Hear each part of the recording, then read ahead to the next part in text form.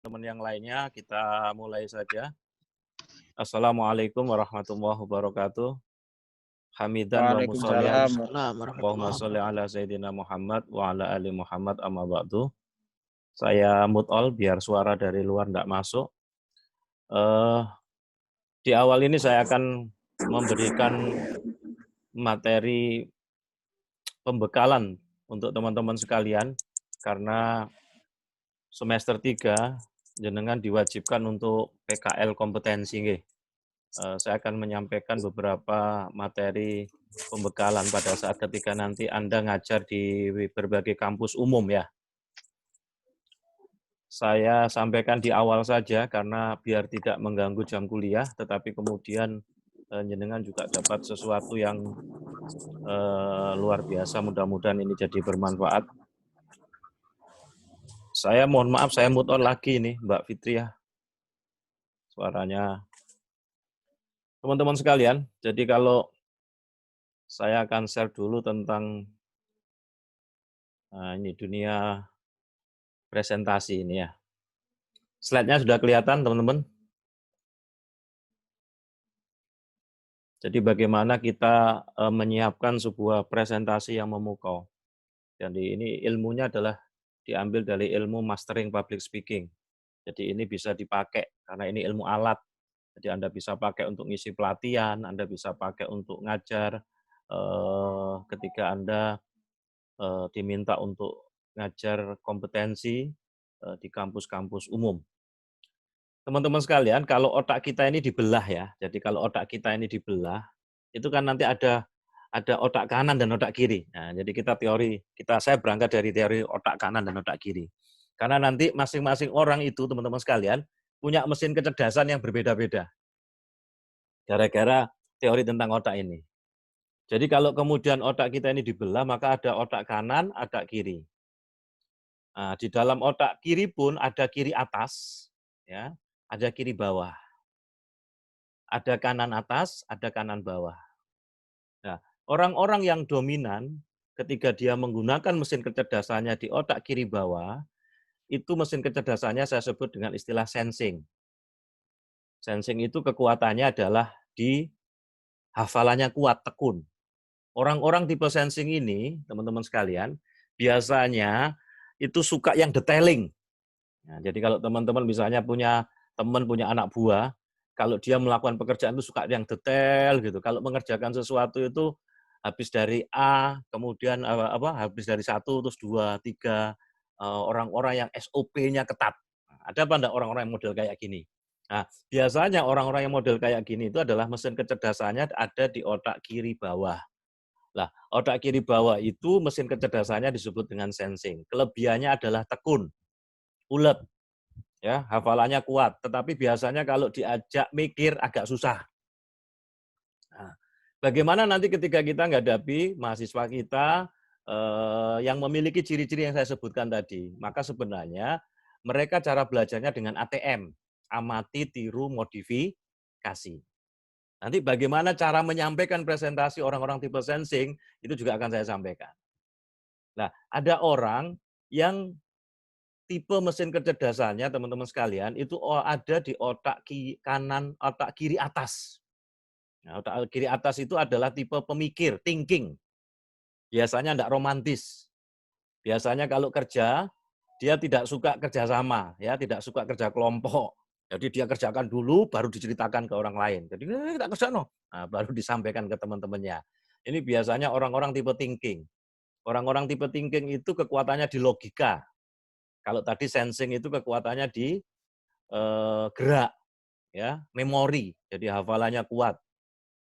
Jadi suka yang detailing, tapi kalau disuruh mikir agak susah. Nah, orang-orang tipe sensing itu kalau belajar dengan cara amati, tiru, modifikasi.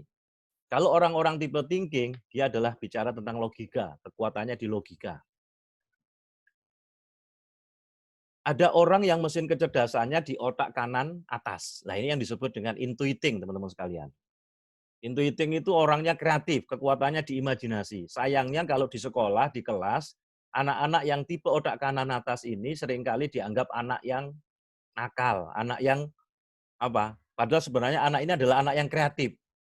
Orang intuiting itu sebenarnya kekuatannya di imajinasi. Imajinasinya kuat, kreatif.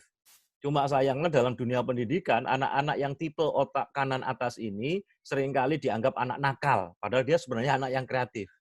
Hanya karena kemudian dia sudah melakukan sesuatu, sudah tidak ada pekerjaan misalnya, dia nggak ganggu temannya. Tapi imajinasinya kuat, ciri yang paling menonjol adalah imajinasinya kuat. Kemudian yang keempat adalah orang-orang yang tipe feeling, otak kanan bawah. Orang tipe feeling itu tipe perasaan. Biasanya ini romantis. Ya, orang-orang tipe feeling itu kalau suruh baca agak susah. Nah, kalau dia ada buku, dia lebih suka gini, iki buku iki wocon, critakno. Ada apa enggak orang-orang kayak gini? Nah, ini ada orang-orang feeling. Orang-orang feeling itu lebih suka berdiskusi kalau belajar. Jadi kekuatannya adalah dengan berdiskusi. Nah, saya berangkat dari teori mesin kecerdasan ini teman-teman sekalian, saya akan jelaskan bagaimana kita melakukan presentasi dengan baik dengan melakukan pendekatan di mesin kecerdasan otak ini. Kita akan mulai mesin kecerdasan sensing. Kekuatannya di atraktif. Jadi kalau kita mesin kecerdasan di sensing nanti adalah atraktif. Kalau kemudian thinking, kekuatannya di argumentatifnya. Nah, nanti bagaimana kita menyampaikan presentasi itu atraktif, bagaimana kita menyampaikan presentasi itu argumentatif. Yang ketiga adalah imajinatif. Ini adalah teman-teman yang mesin kecerdasannya di otak kanan atas. Kalau di kanan bawah, kekuatannya adalah inspiratif. Nah, kita akan coba bahas di pertemuan sesi pertama ini. Bagaimana kita menyampaikan presentasi atraktif itu? Teman-teman sekalian, kata kuncinya ini, tangkap dan pertahankan perhatian mereka. Jadi kalau nanti kita offline misalnya, kalau kemudian jenengan nanti ngajar langsung tatap muka, maka kalau Anda menyampaikan presentasi atraktif, Anda ada kata kuncinya, tangkap dan pertahankan perhatian mereka. Jadi Anda bisa gunakan icebreaker, ya, kita bisa gunakan yel-yel untuk kembali agar konsentrasinya kembali lagi. Jadi kata kunci untuk presentasi yang atraktif itu adalah tangkap dan pertahankan perhatian mereka. Supaya atraktif, jadi kalau misalnya kita menggunakan slide, patokannya yang harus kita pahami, satu, ukuran hurufnya besar. Ini biasanya kalau pas tesis, itu makalah atau tesis di copy paste, ditaruh di PowerPoint, sehingga kemudian fontnya kecil-kecil. Lah namanya PowerPoint itu yang ditaruh yang penting-penting, jadi ukurannya hurufnya harus besar. Jangan semuanya ditaruh di situ. Kemudian gunakan huruf balok. Ya, hanya kata kunci saja. Bila perlu kalau ada gambar atau grafik, karena gambar itu bisa mewakili ribuan kata. Kalau kemudian tayangan film, video itu bisa mewakili jutaan kata. Tapi kita akan menggunakan gambar atau video yang sesuai dengan materi yang kita sampaikan. Jadi agar atraktif tadi ukuran hurufnya harus besar. Gunakan huruf balok, hanya kata kunci saja. Kalau butuh gambar, cari gambar yang sesuai dengan materi yang mau kita sampaikan. Kalau cari video yang sesuai dengan inti tema materi yang kita sampaikan. Gunakan flowchart atau grafik. Orang lebih suka baca grafik dibandingkan angka-angka. Berikutnya warna. Nah, tentu warna. Jangan terlalu banyak tulisan. Saya tekankan di sini, jangan terlalu banyak tulisan. Jadi kalau tulisannya terlalu banyak, itu akhirnya setidaknya fontnya itu 20 kalau kita buat PowerPoint. Nanti materi PowerPoint ini, teman-teman, saya akan kirim juga ke grup WA. Jadi jenengan bisa baca lagi, bisa dipelajari. Jadi tips supaya atraktif. Kemudian don't stop. Jadi Anda bisa bergerak, Anda bisa di kelas itu dinyampaikan sehingga kemudian bisa atraktif. Kalau ada yang ngantuk bisa ditegur kan gitu.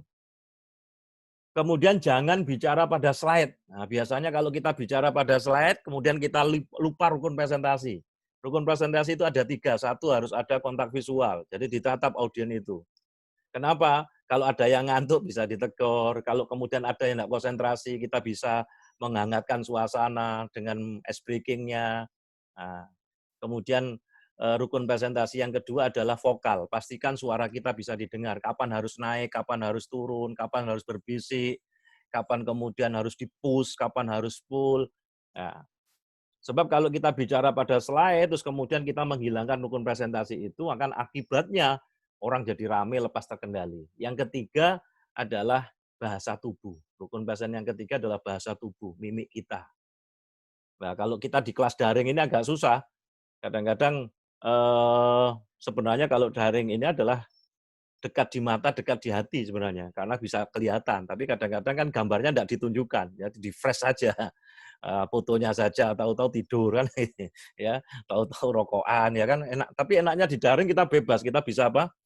Bisa mengikuti, mendengarkan perkuliahan itu sambil sambil leyeh-leyeh gitu ya, sambil kemudian ada yang apa? Rokokan, makan gitu ya. Nah, itu beberapa tips supaya atraktif. Gunakan alat bantu peraga. Nah, alat bantu peraga itu bisa slide, bisa papan tulis, bisa menggunakan PowerPoint. Pentingnya alat bantu peraga itu adalah pertama membantu presenter menjelaskan secara sistematis. Nah, kemudian tadi ada gambar, ada video, menarik perhatian audiens, kemudian membantu audiens itu untuk fokus pada poin pembahasan, kemudian memudahkan pemirsa kita, audiens kita untuk mengingat. Nah, kemudian membantu kita untuk menjaga agar waktu presentasi itu efisien dan efektif. Ini beberapa tips agar kita menyampaikan presentasi secara atraktif. Ya. Kemudian perhatikan, jangan banyak terlalu bergerak, ya, biar tidak terlalu mengganggu. Kemudian mengurangi pergerakan mata, meningkatkan kesiapan dari peserta. Nah, jangan menggunakan wall of white ini. Kenapa? Silo. Nah, jadi kalau kita menggunakan putih ini dalam presentasi 1 jam, ini akan buat silo. Nanti audiens kita keluar kebentuk kan gitu ya. Nah, membuat silo ini. Mata cepat lelah dan ini akan mengalihkan perhatian. Kalau misalnya kita menyampaikan pesan itu penurunan, maka disampaikan kemudian, nah, kita bisa menggunakan kayak gini. Ini contoh saja. Kalau misalnya pesan itu peningkatan, maka kita juga akan menggunakan model-model kayak gini sambil diteruskan. Nah, sekarang Indonesia ternyata ranking berapa? Nah, itu. Saya ulangi, kalau misalnya kita bicara tentang kejadian yang buruk, Anda perhatikan, Anda bergerak misalnya jalan dari mana ke mana itu. Nah, jadi kalau Anda bercerita tentang kejadian yang buruk, Anda bergerak. Nah, sebaliknya kalau Anda bercerita tentang suatu kejadian yang baik, Anda bergerak dari kebalikannya. Nah, ini contoh beberapa materi kalau yang kita sampaikan itu dengan cara atraktif. Yang kedua, kita bisa menyampaikan materi dengan argumentatif. Jadi kalau atraktif tadi itu kata kuncinya tangkap dan pertahankan perhatian mereka. Sekarang bagaimana argumentatif itu? Kata kuncinya argumentatif ini. Yakinkan mereka dengan penjelasan yang logis. Nanti kita bisa tanya jawab. Yakinkan mereka dengan penjelasan yang logis. Bagaimana presentasi yang argumentatif itu? Kata kuncinya adalah yakinkan mereka dengan penjelasan yang logis. Kira-kira kalau saya menyampaikan rumus kayak gini, rumit kan? Orang bikin ngeluh kan? Nah, kalau argumentatif, Anda bikin sederhana, Anda bikin ilustrasi yang baik. Nah, Anda bisa gunakan grafik yang baik. Kalau tadi rumus tadi orang makin bingung malah ngeluh. Nah, agar supaya argumentatif, satu, turunkan, jabarkan argumentasi Anda. Jadi Anda jabarkan tadi dari A, B, terus gitu. Kalau ada sebabnya gini, akibatnya ini. Ada alasan. Kalau misalnya Anda berbicara tentang sesuatu, masa dulu saya itu gini, sekarang gini, jadi past, now, dan how. Nah, Anda bisa menggunakan model itu. Dulu ini, terus kemudian sekarang ini, lah bagaimana saya bisa menjadi sekarang ini, berarti how. Jadi Anda bisa menggunakan pola itu. Past, now, how. Anda juga bisa gunakan gambar, Anda bisa gunakan grafik. Tampilkan hasil penelitian. Jadi kalau itu akan lebih menguatkan, karena ini argumentatif. Hasil penelitian, kemudian sajikan bukti pendukung. Gunakan contoh.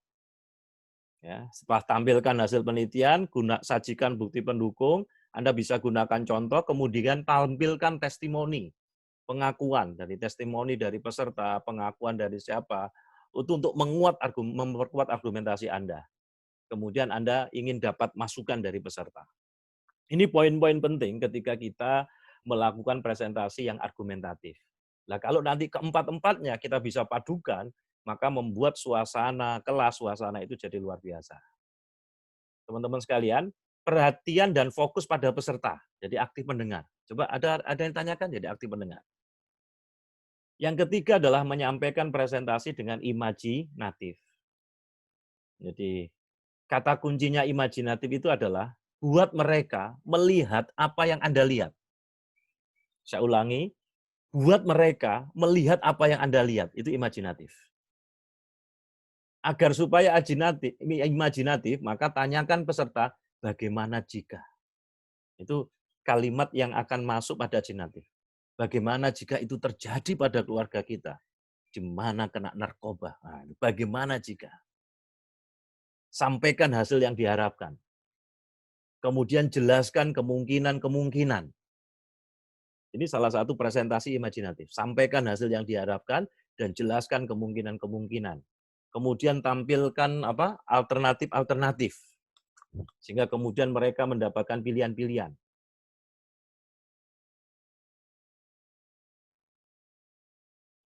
Tampilkan video yang mendukung. Nah, tentu Anda menggunakan video-video yang mendukung tentang materi Anda. Kemudian Anda bisa katakan, coba Anda bayangkan kalau itu terjadi. Nah, gitu. Tapi jangan terlalu banyak video. Nanti terlalu banyak video Anda tidak menyampaikan presentasi. Anda cuma bilang, coba next. Habis itu next gitu. Bagaimana tayangan video ini? Next gitu. Karena akhirnya Anda akan dijuluki Mr. Next gitu. Nah, terakhir adalah bagaimana kita menyampaikan presentasi secara inspiratif. Kekuatan inspiratif itu adalah pada kekuatan cerita. Buat mereka merasakan apa yang Anda rasakan. Jadi buat mereka merasakan apa yang Anda rasakan. Bagaimana caranya agar kita menyampaikan presentasi yang inspiratif itu? Satu, kita bisa mengacu pada kejadian yang terbaru. Jadi kita bisa mengacu, menceritakan materi pokok bahasan yang mau kita sampaikan dengan ada kaitannya dengan kejadian yang baru, dengan kita menceritakannya. Kemudian kita bergairah pada topik itu. Kemudian menyampaikan cerita. Nah, cerita nyata jauh lebih baik. Kebetulan orang Indonesia itu suka cerita. Maka kalau kemudian kita memiliki kemampuan storytelling, itu cukup bagus untuk menyampaikan materi. Jadi kadang-kadang disampaikan dengan cerita itu lebih mudah paham. Kemudian sampaikan kisah pribadi. Nah, itu jauh lebih, kalau Anda punya pengalaman pribadi yang inspiratif, itu juga bisa jadi bahan pelajaran. Anda bisa pakai. Kemudian tampilkan emosi Anda. Jadi libatkan emosi dan perasaan Anda. Nah, cara belajarnya adalah dengan cara Anda misalnya cari buku, cari pidato, naskah cerita, coba Anda kemudian sampaikan, Anda rekam sendiri, kemudian Anda dengar. Kira-kira Anda paham atau tidak. Itu cara belajarnya untuk storytelling.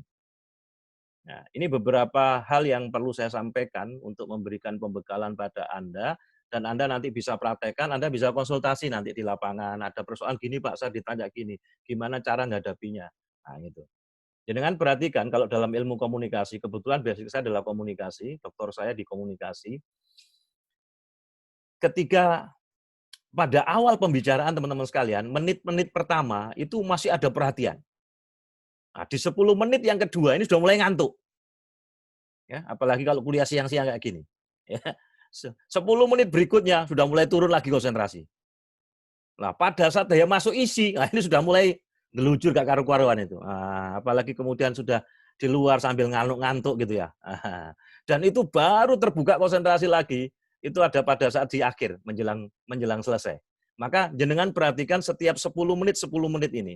Maka setiap 10 menit ini, Anda perhatikan audien, maka Anda bisa main ice breaking. Jadi kalau halo, hai, Anda bisa yel-yel, Anda peserta bisa disuruh berdiri, karena setiap 10 menit itu konsentrasi mulai berkurang.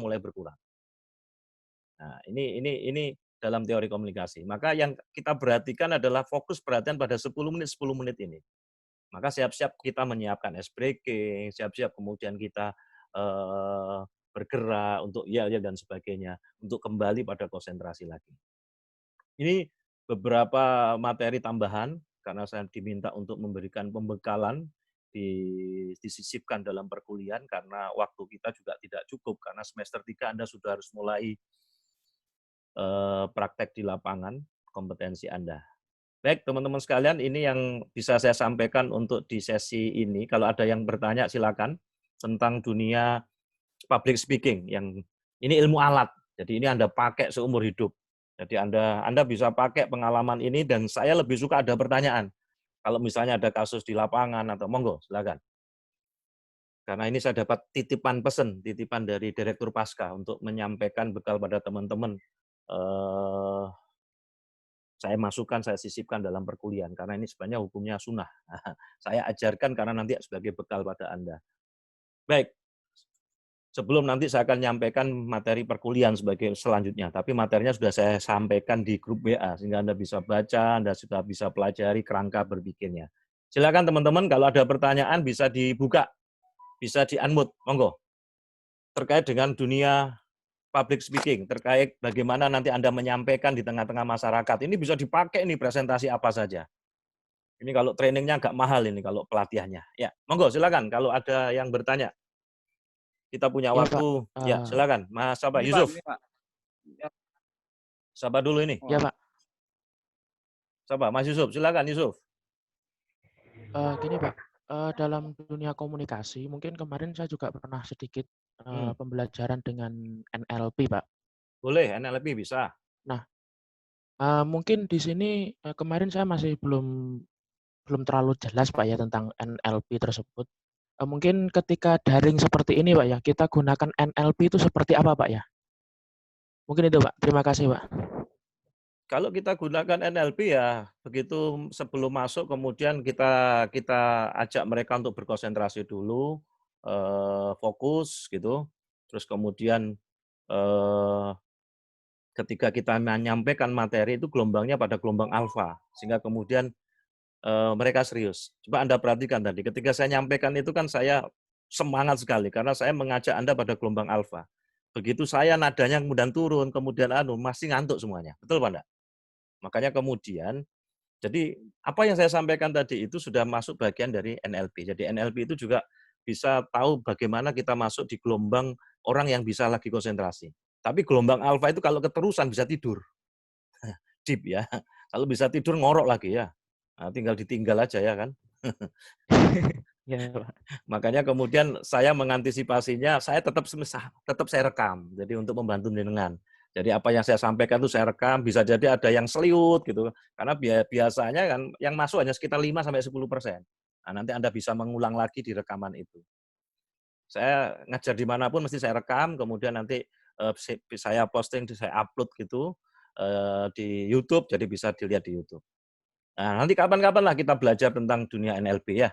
Nah, termasuk bagaimana Siap, nanti Anda ajari berimajinasi, nanti bisa nangis betulan itu. Tapi hari ini saya akan Siap, menyampaikan tentang ilmu yang Anda pakai sehari-hari. Ketika Anda punya ilmu, Anda mau nyampaikan. Nah, salah satunya ini yang saya ajarkan tadi itu, Anda bisa melakukan pendekatan dengan cara apa? Bagaimana kita melakukan presentasi secara atraktif tadi. Bagaimana poin-poin atraktif tadi itu Anda perhatikan. Nah, termasuk mengemas slide itu. Jadi jangan semuanya lengkap gitu. Itu suatu apa? Kalau biasanya di tesis ini, kalau presentasi tesis lengkap di copy paste semuanya. Yang namanya PowerPoint itu yang penting-penting saja. Jadi atraktif tadi sudah poin-poinnya. Kemudian bagaimana argumentatif? Bagaimana presentasi yang inspiratif dan imajinatif tadi. Monggo silakan kalau ada yang didiskusikan. Karena ini juga ilmu alat, jadi bekal bagi Anda juga. Tadi diingat-ingat saya pakai istilah rukun presentasi. Rukun presentasi itu ada 3. 1 harus ada kontak visual, 2 harus ada apa? Vokal, suara kita bisa didengarkan, 3 bahasa tubuh. Yang keempat pasti penguasaan materi. Kalau salah satu tidak ada berarti batal. Ya, apa bedanya rukun dengan syarat? Apa bedanya rukun dengan syarat? Syarat di awal. Syarat di awal, kalau rukun? Syarat itu sebelum melakukan sesuatu Pak, harus memenuhi. Kalau rukun itu dalam melakukan sesuatu. Iya. Berarti ketika dia lagi melakukan sesuatu harus penuh. Nah, berarti kalau ini rukun presentasi, berarti keempat-empatnya harus ada apa enggak? Nah, harus loh. Ketika salah satu tidak ada, maka batal presentasinya. 1 harus ada kontak visual tadi. Waduh. Ditatap audien tadi. Yang kedua harus ada apa? Vokal, suara kita, kapan harus naik, kapan harus turun nadanya. Yang ketiga adalah bahasa tubuh. Yang keempat tentu penguasaan materi. Kalau misalnya salah satu tidak ada, kita nyampaikan materi sambil menjamkan mata, terus kemudian kita begini saudara-saudara nonton ke atas ya, kan audien bisa rame. Karena ada seorang penulis terkenal, orang berpikir kalau penulis terkenal, maka kalau bertanya, kalau menyampaikan materi pasti hebat. Ternyata begitu dia nyampaikan seminar, dia baca makalahnya 2 jam tanpa melihat audien. Apa yang terjadi? Separuhnya tidur, separuhnya meninggalkan ruangan. Kenapa? Karena rukun presentasinya hilang. Apa yang salah satu yang hilang? Kontak visual tadi. Oke, silakan, monggo. Gini Pak. Ya Pak, saya Pak. Coba, siapa dulu? Saya Pak. Dulu. Mas Halim, oke. Silakan Mas Halim. Ini Pak, kalau yang saya sampaikan saya sangat terima kasih dan masukan yang luar biasa bagi saya. Cuma gini Pak, yang beberapa yang sering saya alami ketika berhadapan dengan beberapa siswa itu ternyata kan dari materi yang sama dengan gaya yang berbeda-beda itu dari siswa sendiri juga punya gaya penangkapan yang berbeda-beda. Kadang yang paling ribet seperti itu, menyatukan dalam satu pemahaman, tapi cara pemahaman tangkapnya itu dari siswa berbeda-beda. Akhirnya responnya juga berbeda-beda. Kadang yang cuek, kadang ya wis perhatian, kadang ya hanya disenyumi saja dan yang lainnya. Itu pripun Pak kalau tadi Pak? Ya, makanya pendekatannya tadi itu. Tadi kan kalau kita bicara mesin kecerdasan kan berarti masing-masing orang itu punya mesin kecerdasan 4 tadi. Maka pendekatannya adalah keempat-empatnya tadi. Kalau dalam ilmu dunia pendidikan kan jenengan diajarkan apa? Visual, auditori, dan kinestetis. Apa ciri-ciri orang visual, apa ciri-ciri orang auditori, apa ciri orang-orang kinestetis, nanti akan saya sampaikan. Dan nanti dalam pengajaran, Anda harus menerapkan ketiga-tiganya. Karena bisa jadi murid kita itu ada yang visual. Kalau yang visual, dia menerima informasi dengan cara apa? Dengan memvisualisasi apa yang dia lihat. Maka kita harus nulis di papan, kita jelaskan slide. Tapi ada murid kita yang auditori. Auditori itu kekuatannya dengan mendengar, menyerap informasi. Maka kemudian kita harus menjelaskan, kemudian kita harus bercerita. Ya, ada yang kinestetis. Kinestetis itu tidak banyak ngomong, meneng ya. Tapi dengan cara apa? Dia merasakan, dia praktek. Lah, makanya nanti saya jelaskan keempat-empatnya. Nah, makanya kemudian pendekatan ketika kita ngajar sebenarnya, sekalipun nanti masing-masing kita itu ada kecenderungan satu. Tapi kalau kita ngajar, kita melakukan pendekatan tadi visual, auditori, dan kinestetis. Visual berarti ada slide-nya, ada gambarnya. Kemudian auditori kita kemudian bercerita, ada kata-kata naik, atau jadi kita menggunakan apa intonasi suara. Kemudian kinestetis kita menggunakan gerak, jadi siswa untuk dilibatkan. Sehingga kemudian mereka tidak ngantuk di situ. Ya, nah, kita masih ada waktu sekitar 8 menit, kita break. Nanti saya akan jelaskan tentang ciri-ciri orang visual, auditori, dan kinestetis. Ya. Tapi ini saya rekam. Ini, Pak. Jadi, ya. Ini Pak. Oke, silakan Mas Gofur. Kontak visual gambarannya bagaimana Pak? Kontak visual itu Pak. Kontak visual itu ditatap audien Mas. Jadi misalnya ketika kita forum 40 gitu ya. Kalau teorinya ilmu komunikasi, setiap 4 detik itu kita beralih di audien yang berbeda. Tapi kemudian jangan dihitung. Tuh 2, 3, 4, tuh 2, 3, 4, tuh 2, 3, 4. Jadi kapan ke kanan, ke tengah, kiri. Jadi audien itu semua dilihat. Itu namanya kontak visual. Jadi misalnya kayak gini kita daring. Saya harus lihat semua ini makanya. Tapi kemudian ada yang hanya fotonya saja. Ada yang kemudian bisa jadi dia enggak kuliah, dia ke toilet gitu. Ada yang kemudian enggak pede. Enggak pede dengan pemberian Tuhan. Jadi gitu Mas. Enggak pede dengan pemberian Tuhan, Pak. Saya seringkali mengamati, sekarang saya orang komunikasi ya, saya kadang-kadang mengamati pidato para presiden-presiden di dunia. Jadi ada yang kemudian tek ya, visual itu kan gitu. Jadi kalau kemudian menyampaikan materi jangan ke kanan saja. Nah, nanti yang kiri cemburu. Jadi jangan, yang tidak boleh itu pejamkan mata sama lihat ke atas. Jadi begini ya, apalagi ke bawah. Sebenarnya saya enggak pantas sih ngomong, tapi gimana ya? Nah, jadi yang dimaksud kontak visual itu Anda melihat audien Anda, tetapi tidak kemudian satu persatu lah. Tek gitu. Setiap teorinya kan 1, tuh 2, 3, 4, tuh 2, 3, 4 gitu kan. Tapi tidak mesti harus kayak gitu dihitung. Tuh 2, 3, 4, tuh 2, 3, 4 kayak robot aja Anda. Nah, kenapa kontak visual itu penting Mas Gofur? Sehingga kemudian kita tahu, oh Mbak Nana Muayana lagi ngelamun ini misalnya. Oh Mbak Fatimah Zahro ini ternyata tidur ini misalnya ketika Anda nyampaikan materi, terus kemudian audien Anda kayak, ayo yang di belakang itu bangun. Nah, itu perlunya kontak visual. Nah, sehingga tahu feedback umpat balik dari audien. Ya, oh Mbak Eva ini ternyata hanya fotonya saja, ternyata dia ke belakang masak ini misalnya gitu. Ya. Oh Mbak Nafrotul Hayat ini lagi berkebun ini misalnya. Jadi saya ngajar pagi tadi itu ada yang masih ngulek gitu. Ngulek. Terus Pak, aku masak ya Pak ya. Itu enaknya kuliah daring gitu kan. Nah, ada murid saya Gus Lutfi dari Madura itu. Wah, nggawa kopi gitu, ngopi memang. Saya tak Prof, saya tak minum ngopi dulu, makan dulu, enak monggo. Ya, itu Mas Gofur, paham ya? Itu yang namanya kontak visual. Nah, jadi ditatap audien itu, hadirin itu. Ya, ada yang bertanya, Pak Sarif, kalau saya tatap malah nanti saya grogi, Pak. Ada yang goda saya, Pak. Tiung gitu misalnya. Ya Anda jangan lihat matanya, Anda lihat batuknya saja, jidatnya saja. Malah digoda gitu ya. Nah, nanti bagaimana mengatasi kecemasan komunikasi? Nah, Bapak, ini saya sampaikan materi yang Anda pakai terus ini sebenarnya. Ilmu alat ini. Ketika Anda jadi apapun, Anda mesti presentasi. Anda mesti punya ide, mesti mempresentasikan dengan baik.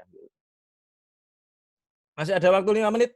Kita nanti break, masuk di kedua. Kalau ada pertanyaan, kita lanjutkan. Materi kuliahnya tenang, sudah saya rekam. Nanti kalau Anda ketinggalan, nanti Anda bisa lihat videonya. Kan gitu. Ini kita harus pinter-pinter memanfaatkan waktu. Silakan. Nah, itu siapa? Mak Nunah itu, muter-muter itu. HP ini itu ya. Ada ya. Silakan teman-teman sekalian, di unmute kalau bertanya, di unmute. Terima kasih Mas Gofur. Ada lagi? Ngantuk ya, siang-siang ini makanya harus tanya jawab. Fatimah Zahra, putrinya Rasul, ayo. Gini Pak. Ini siapa nih? Yusuf? Ya Pak. Ya, silakan Yusuf.